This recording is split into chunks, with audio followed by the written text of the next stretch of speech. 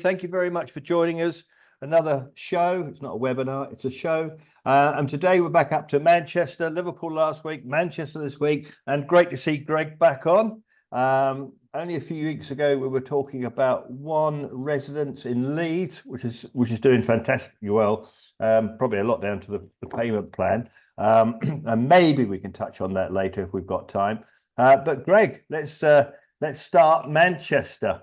I mean, everybody's talking about Manchester at the moment, and especially North Victoria North. Amazing.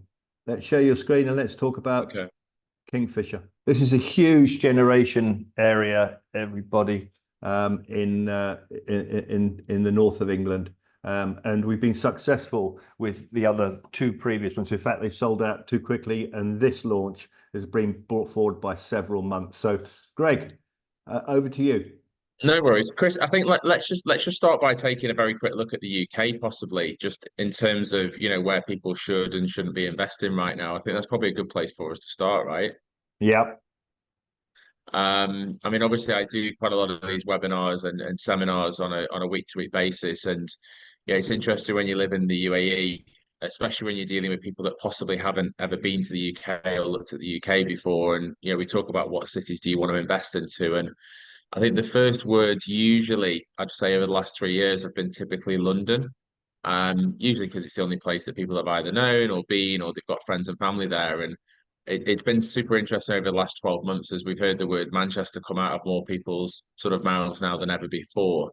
I think obviously part of that is down to just the general social media drive of that city, but you've also got two of the biggest football clubs, recognizable football clubs, should I say, and it pains me to say it, based in that city as well, and they do put a lot of eyeballs on the city. So, whilst you've got this big investment from the UAE into Manchester City Football Club, that's raised a lot of eyebrows.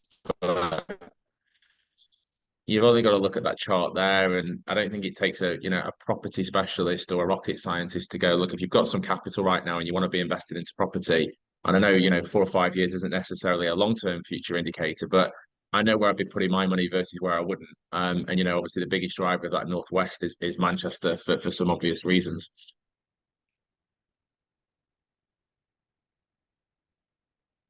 You still hear me, Chris? Yep, you're doing good. I'm going to keep quiet so we don't lose it. No. We can keep chatting. I mean, look, for anybody that hasn't looked at Manchester before, I think obviously we've just spoke about the football clubs, but Manchester's a lot more than that. I mean, coming from Stoke-on-Trent, living quite close to Manchester, it still baffles me every time I talk about the statistic of having 80% of the FTSE 100 companies now based in that city. It's probably one of the reasons why they stopped the HS2 from going there, because it's just not needed. Whereas like 12 years ago, a lot of people were, commuting from Manchester into London to work for the big corporates. Well, they're now all based in Manchester. So, that need to commute into London just isn't there. And these companies, they grow every single year by their size, but also they attract a lot of overseas talent, and they also attract other companies. So there's a lot going for the city. You're expected to have about 56,000 people descend on the city centre over the next 10 years. And again, when you consider that there's already a roughly around about 120,000 home shortage in Manchester, with another 56,000 people expected in 10 years, that city's got to build. It's got to build well, and it's got to cater for the new type of tenant that it's taking on board. So yeah, that this economy is just going to go from strength to strength. But ultimately, our job has always been to find really good projects, and I'm so excited by the Victoria North project. So excited. I just recently bought in it myself, as we mentioned. It's just a mega project, and it's a mega regeneration plan. How much research have you done on it, Chris? How much do you know about it? I know that they've got two great football clubs. They've got Manchester City and Stockport County. Apart from that, that's no. But it's. I mean, Manchester is a milling town. That's how it grew up. And the regeneration. I speak to people that are from Manchester and they're over here, and every so often they go home. They cannot believe what's going on. And from that map there, I mean, just to concentrate on that, is Manchester City Centre that we can see with a white ring around it. That is Victoria North. Look how big that is. It's another 20% onto the city itself. So it's just an amazing new venture. But also, and I know you're going to touch on it, a 113-acre park right alongside it. Anyway, I don't want to take anything away from your super presentation. No. It's good. It's good, mate. Look, ultimately, if you're rattling off the figures, it means I've done my job correctly every time you and I have spoke. But you're right. Upon completion, that whole Victoria North, which it is the biggest residential regeneration plan currently underway in the UK, will deliver 7 brand new neighbourhoods to Manchester and what will be the biggest green space, which is the City River Park. And when you think about regeneration plans, if you've looked at some projects in all of the parts of the UK, whenever people think regeneration, they always think it's miles away from the city.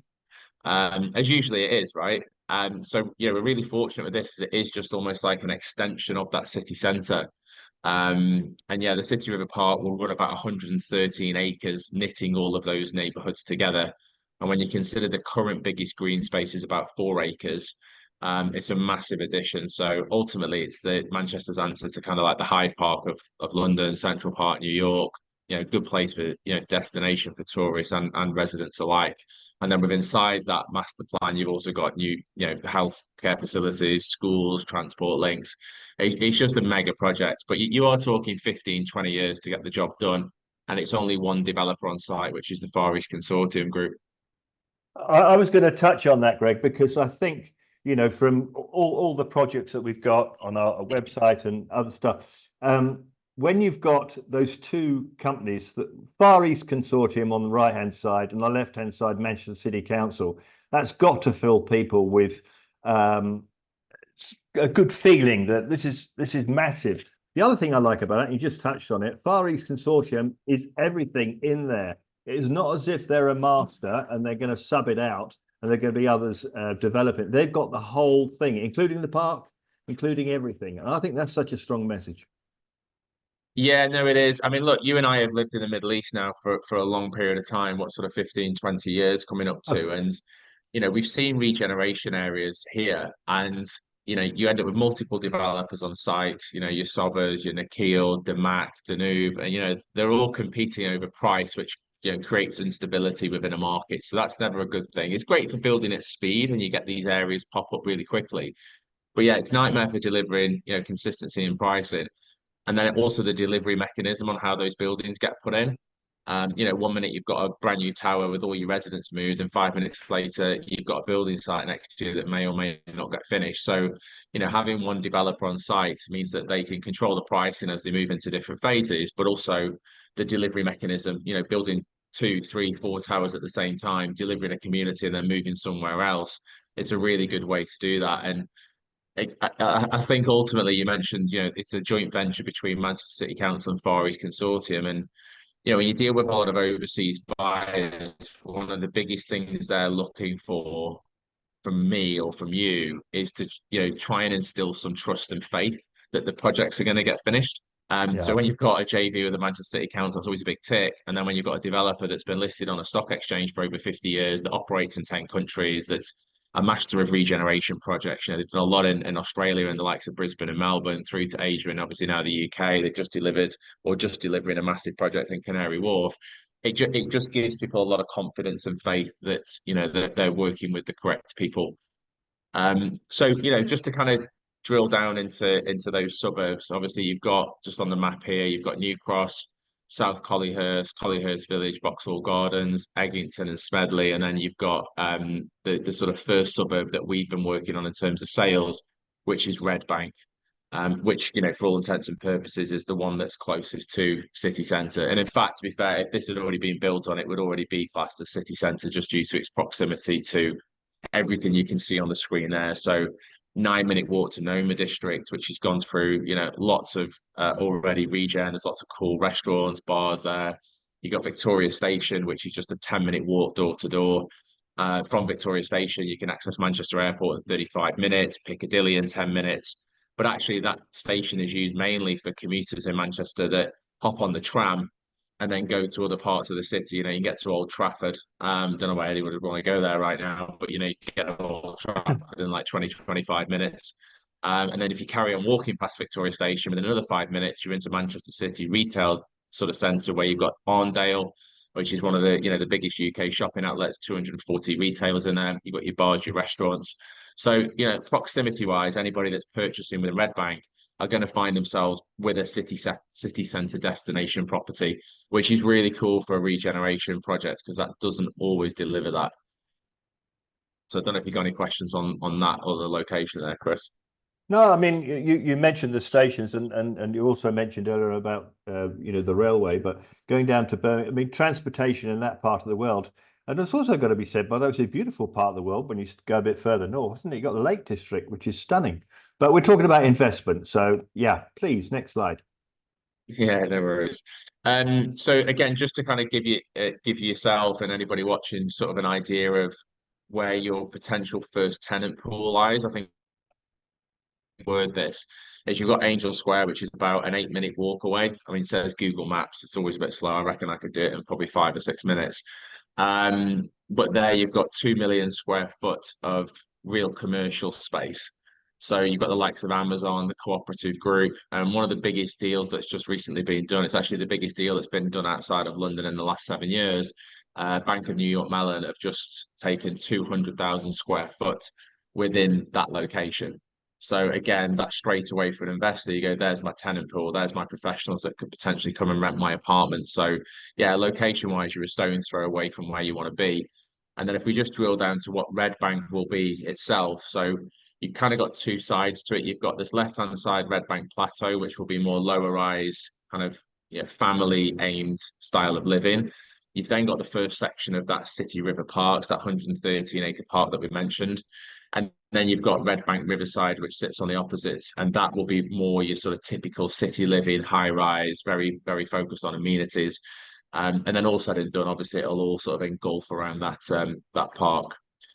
So obviously just touching on the park again, not just to make it sort of an island type park. The idea of the park is it will actually run through the neighborhoods. The architect on the park is from Copenhagen, so you'll probably see just on some of these CGIs and stills that you've got very much a sort of European influence within that Red Bank area. So again, I think from a tenant perspective, it's going to be in demand. People are going to want to live here. It's cool. It's a destination, and it's something just a little bit different that you don't have in Manchester at the moment. But just to kind of put it into perspective, what Red Bank will look like when complete, it's broken down to 3 phases. You've got Victoria Riverside, which I know you guys have been involved with some of the sales of that, sort of starting 2 years ago now. We're now into phase 2 and then phase 3, which will be sort of 2030 completion. That image that you can see right now represents only 10% of the entire master plan. So, I'm speaking to people at the moment and they're talking about, am I a bit late to the party? You've already sold like 3-4 buildings. Actually, we're very, very, very early days of an entire master plan. So that there is 10% of that entire Victoria North regeneration project. Actually, whilst you've got that screen up, maybe you want to just go back. That little green building at the front. Have a look at that. That is amazing. That is one of the greatest sales points, I think, for any tenant wanting to move in there. That is just, if you can just put your cursor 100%. On that. Man. Yeah, this little building down here. Yeah, I'll come on to that in more detail, but essentially this is FEC's answer to what most tenants want within their living at the moment, which is amenities. They want a real heavy drive on amenity, and that's what Manchester lacks. A lot of the growth that's come through property have come through, buildings that have been built in the last, 4, 5, 6, 7, 8, 9, 10 years, which, are just a building. You get a door, 4 walls, and a window, and that's your lot. Whereas now people they strive for that amenity living. They want the gyms, they want the co-working space. And we're very blessed because it's part of a regeneration project to actually have the space to do something different. But if I just touch on kind of where we've been so far, so this was like phase 1. It was 3 towers: Parkview, City View, and Crown View. Crown View being the sort of tallest of the 3, and that's the one that we were involved in from a sales side. That just gives anybody watching an idea of the sort of CGIs versus reality. And I'm always big on this. Having worked in property like yourself for a while, some CGIs don't always match up to what gets delivered. But I think this is a perfect example of, the sort of care and attention to detail from FEC, the developer, Hawkins and Brown, the architect and designer.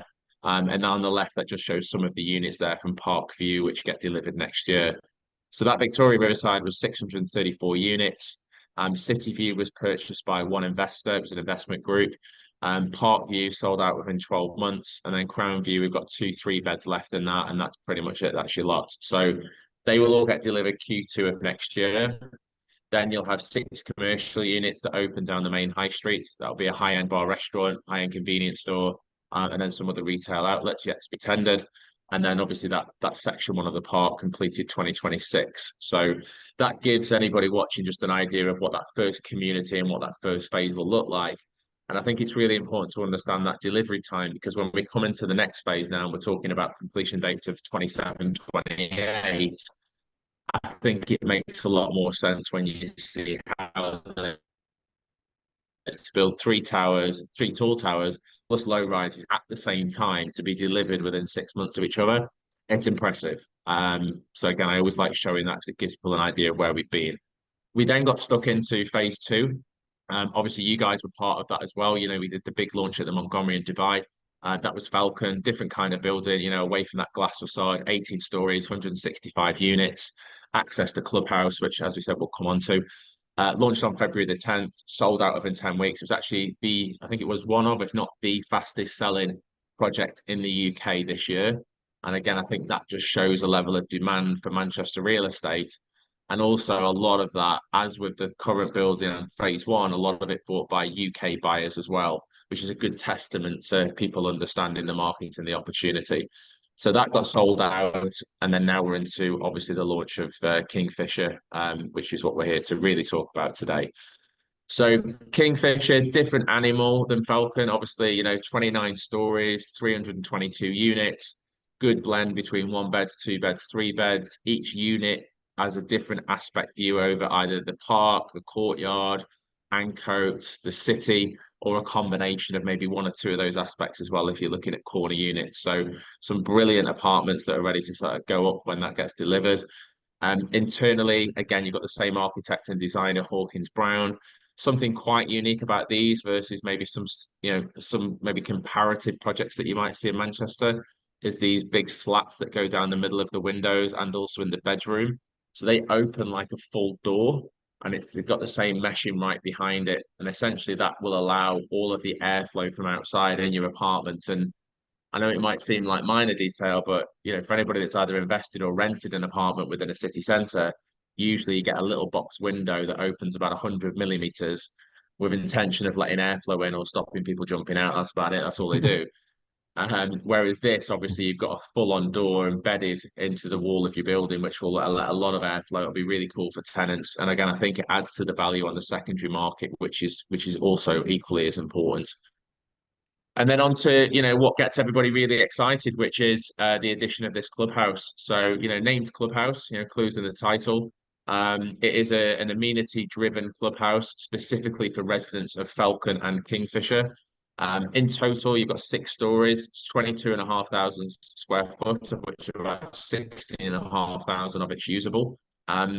You have a 24-hour concierge, residence lounge with breakout areas, private dining, wine area, co-working space. So again, anybody that does this work from home or hybrid work that wants to get out of their apartment, get out of the complex, actually to be able to go to somewhere that's very community driven, meet other people within the area, I think is an awesome opportunity.